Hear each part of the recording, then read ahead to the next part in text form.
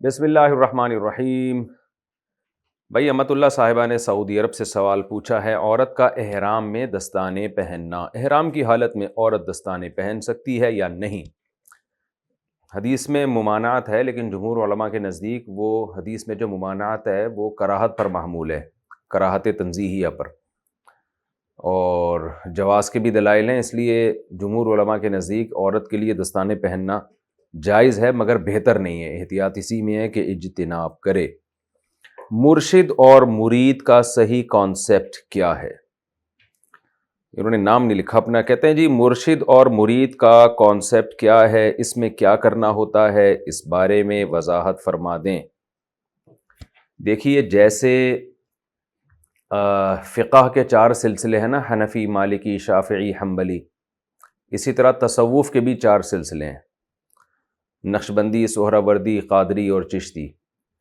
تو فقہ کے 4 سلسلے کیا ہیں؟ قرآن و سنت کی جب تشریحات ہوئی ہیں، صحابہ کے دور میں تو جس کو جس مفتی پہ اعتماد ہوتا تھا وہ اس کے فتوے پر عمل کیا کرتے تھے، لیکن پھر اسلامی حکومتیں پھیلنا شروع ہوئیں، اس بات کی ضرورت محسوس ہوئی کہ اسلامی قانون کو باقاعدہ ریٹن فارم میں لایا جائے، تو فقہاء کرام نے اجتہاد شروع کیا، قرآن و سنت سے مسائل اور اسلامی لاء کو مرتب کرنا شروع کیا، تو بہت سارے مسائل میں چاروں فقہا کا اتفاق ہو گیا، اور کچھ مسائل میں ایسا ہوا کہ امام ابو حنیفہ اور امام شافعی وہ ایک طرف، امام احمد بن حنبل، امام مالک ایک طرف، کچھ مسائل میں امام شافعی امام احمد کی طرف اور امام مالک اور امام ابو حنیفہ کے جو آراء تھیں وہ ایک جیسی ہو گئیں، اور کچھ مسائل میں 3 ایک طرف، ایک طرف، تو ایسے 4 مکاتب فکر وجود میں آئے۔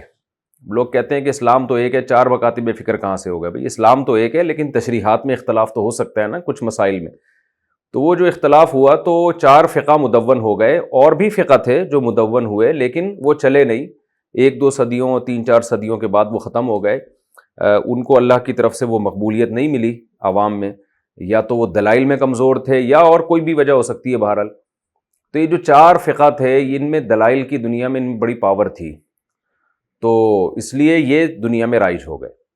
تو فقہ کہتے ہیں اسلام کے جو ظاہری قوانین ہیں نا، ظاہری قوانین کا مطلب یہ حلال ہے، یہ حرام ہے، لیگل ہے، انلیگل ہے، مکروہ ہے، ناجائز ہے، جو بھی پوری ڈیٹیل آپ کو کتابوں میں ملتی ہے، تو اب علماء کہتے ہیں انہی 4 میں سے کسی ایک کو فالو کیا جائے، کوئی نئی چیز نہ بنائی جائے۔ تو اسی طرح خوب سمجھ لیں کہ فقہ ہے ظاہری قانون، اسلام میں اللہ تعالیٰ نے ہمیں حکم دیا ہے کہ اپنے باطن کی بھی اصلاح کرو، جیسے نبی صلی اللہ علیہ وسلم کا جو منصب ہے، یعلمہم الکتاب والحکمت ویزکیہم، پیغمبر صلی اللہ علیہ وسلم صرف کتاب سکھانے نہیں آئے، صرف اسلامی قانون حلال حرام بتانے نہیں آئے، بلکہ تزکیہ کرنے کے لیے بھی آئے ہیں۔ تزکیہ کہتے ہیں ظاہر اور باطن کی اصلاح کر لینا، دل میں دنیا کی محبت ختم ہو، اللہ کی محبت پیدا ہو جائے، اتنی محبت اور اللہ کا اتنا خوف پیدا ہو جائے کہ آپ برائی سے بچیں۔ دیکھیں فقہ کیا ہے کہ آپ کو یہ پتا ہو کہ 5 نمازیں فرض ہیں، جن میں فجر کے 2 فرض ہیں، ظہر کے 4 فرض ہیں، یہ فقہ ہے۔ اور تزکیہ کیا ہے؟ تزکیہ یہ ہے کہ آپ کو ایسی موٹیویشن ملے کہ آپ یہ فرض ادا بھی تو کریں نا، صرف یہ علم کافی نہیں ہے کہ آپ کو پتہ ہے کہ 5 نمازیں فرض ہیں، بلکہ آپ اس فرض پر عمل کریں، آپ کو ایسی موٹیویشن ملے۔ تو یہ موٹیویشن ملتی ہے تو انسان پھر برائیوں سے بچتا ہے اور نیکیوں کی طرف جاتا ہے، اس کو تزکیہ کہا جاتا ہے۔ اور پھر اسی کو جو باطنی نکھار تھا اپنی طبیعت کے اندر پیدا کرنا اور اعمال کی اصلاح کرنا، اسی کو بعد میں تصوف کا نام دے دیا گیا۔ تو نام دینے پر نہ اللہ کی طرف سے کوئی پابندی ہے، نہ گورنمنٹ کی طرف سے کوئی پابندی ہے۔ لوگ کہتے ہیں نا تصوف دکھاؤ قرآن و سنت میں، تو تصوف کا لفظ نہیں دکھایا جا سکتا، لیکن تصوف کا جو مقصد ہے کہ ظاہر باطن کو ٹھیک کر لیا جائے، یہ دکھایا جا سکتا ہے قرآن و سنت میں۔ جیسے فقہا جب استعمال کرتے ہیں، یہ آج کی جو ٹرم ہے فقہ، وہ کسی اور معنی میں اسلامی قانون کو کہتے ہیں، لیکن نبی صلی اللہ علیہ وسلم کے وقت میں فقہ یہ ٹرم اسلامی قانون کے طور پہ استعمال نہیں ہوتی تھی، اس کا معنی کچھ اور تھا، دین کے سمجھ بوجھ کو کہا جاتا تھا۔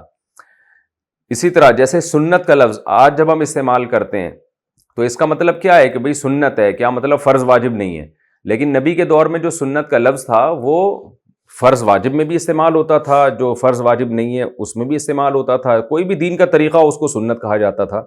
تو ٹرم جو ہے نا، اصطلاحات جو ہوتی ہیں ان میں کوئی پابندی نہیں ہوتی، وہ چینج بھی ہو سکتی ہیں زمانے کے حساب سے، تو اس کے لیے ثبوت نہیں دکھایا جاتا کہ جی قرآن و سنت سے ثبوت دکھاؤ. الفاظ ہیں نا، کچھ بھی آپ ہر دور میں چینج ہو سکتے ہیں، اس میں کوئی حرج نہیں ہے. اس لیے یہ دیکھنا چاہیے کہ اس سے جو کروایا جا رہا ہے کام، وہ کام نبی سے ثابت ہے یا نہیں. جیسے فقہ میں اسلامی قوانین پڑھائے جاتے ہیں، تو وہ قوانین تو نبی کے دور میں بھی تھے، وہیں سے آئے ہیں ہماری کتابوں میں. اور تصوف میں کیا ہوتا ہے کہ آپ کے دل میں اللہ کی محبت پیدا ہو جائے، اللہ کا خوف پیدا ہو جائے، تاکہ عمل کی موٹیویشن ملے آپ کو، تاکہ عمل پہ چلنے کی، قانون پہ چلنے کی توفیق بھی ملے آپ کو. تو اس عمل کو تصوف کہا جانے لگا. اور جو لوگ اللہ اللہ کیا کرتے تھے، لوگوں کو اللہ اللہ سکھایا کرتے تھے، وہ صوفی کہلانے لگے. تو یہ ٹرم ایجاد ہو گئی. اب تو ہر داڑھی والے کو لوگ کہہ رہے ہیں صوفی صاحب، کوئی بھی ذرا شکل سے نیک سا لگ رہا ہوتا ہے اس کو صوفی کہنا شروع کر دیتے ہیں. تو کوئی حرج نہیں ہے اس میں. تو اس میں جیسے فقہ میں 4 سلسلے مشہور ہوئے، حنفی، مالکی، شافعی، حنبلی، ایسے ہی تصوف میں بھی 4 سلسلے بہت زیادہ مشہور ہوئے جو 4 بزرگان دین کی طرف منسوب ہیں. اس میں نقشبندی، سہروردی، چشتی اور قادری، یہ 4 بہت زیادہ مقبول ہوئے. جیسے فقہ میں اور بھی سلسلے تھے لیکن ختم ہو گئے، تو تصوف میں بھی اور بھی سلسلے تھے لیکن ان کو زیادہ پذیرائی نہیں ملی. تو ان 4 سلاسل میں بہت بڑے بڑے علماء پیدا ہوئے جنہوں نے، جو لاکھوں لوگوں کی اصلاح کا ذریعہ بنے ہیں، لاکھوں غیر مسلموں کے اسلام میں آنے کا ذریعہ بنے ہیں، لاکھوں لوگوں نے، گنہگاروں نے ان کے ہاتھ پہ توبہ کی ہے، اللہ اللہ کرنا سیکھا ہے اور برائیوں سے اپنے آپ کو بچایا ہے. آپ ماضی میں اگر جتنی بھی بڑی شخصیات کو اٹھا کے دیکھیں گے نا، جن سے کوئی تجدیدی کام اللہ نے لیا ہے بہت بڑا، تو وہ انہی سلسلوں میں آپ کو نظر آئیں گے کہ انہی میں سے کسی بزرگ کے ہاتھ پہ وہ بیعت ہوئے اور ان سے اصلاح لی انہوں نے، اور اللہ نے ان سے بڑا کام لیا پھر. لیکن اس بارے میں خوب ایک بات اچھی طرح سمجھ لیں کہ تصوف میں بنیادی مقصد کیا ہے؟ اپنی اصلاح کرنا ہے. تو اگر کوئی اپنی اصلاح نہیں کرتا اور انہی سلسلوں کو مقصد سمجھنا شروع کر دیتا ہے تو وہ گمراہ شخص ہے. اور اگر کوئی ان سلسلوں میں سے کسی سلسلے میں کسی بزرگ کے ہاتھ پہ بیعت نہیں ہوتا لیکن اصلاح اس کی ہو جاتی ہے تو وہ کامیاب ہے، کیونکہ یہ سلاسل مقصود نہیں ہے.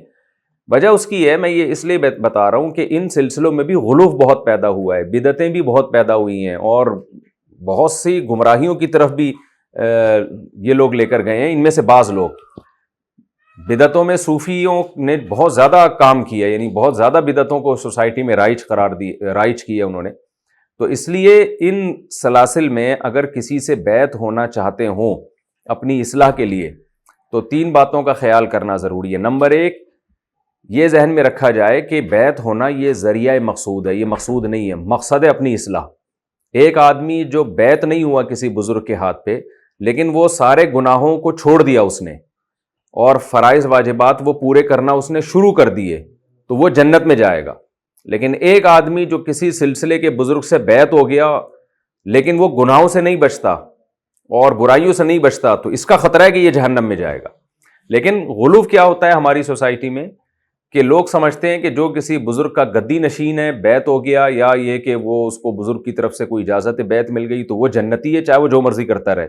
اور ایک بیچارہ سیدھا سادہ سا مسجد کا نمازی، پرہیزگار، جو برائیوں سے بچتا ہے، ایمانداری سے کاروبار کرتا ہے، شریعت پہ چلتا ہے، اس کو اس سلسلے کے بہت سے لوگ سمجھتے ہیں کہ وہ کسی کھاتے میں نہیں ہے. تو یہ غلط ہے بالکل. مقصد کو دیکھا جائے گا، ذریعہ مقصد کو نہیں دیکھا جائے گا. تو ایک بات تو یہ ہے کہ یہ عقیدہ صحیح رکھے کہ اصل ہے شریعت پہ عمل. نمبر 2، جب بھی کسی ان 4 سلاسل میں کسی بزرگ کے ہاتھ پہ بیعت ہو تو یہ دیکھا جائے کہ خود اس بزرگ کو بیعت کی اجازت اس کے بڑوں کی طرف سے ملی بھی ہے کہ نہیں ملی ہے.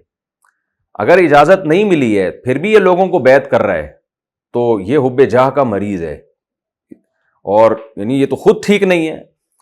جب تک کوئی انسان اپنے بارے میں خود تھوڑی فیصلہ کرے گا کہ میں بہت بڑا بزرگ بن گیا ہوں لہذا میں بھی لوگوں کو بزرگ بنا سکتا ہوں. یہ اس کے بڑے اس کے بارے میں فیصلہ کریں گے کہ اس کو بیعت کی اجازت دینی چاہیے کہ نہیں دینی چاہیے.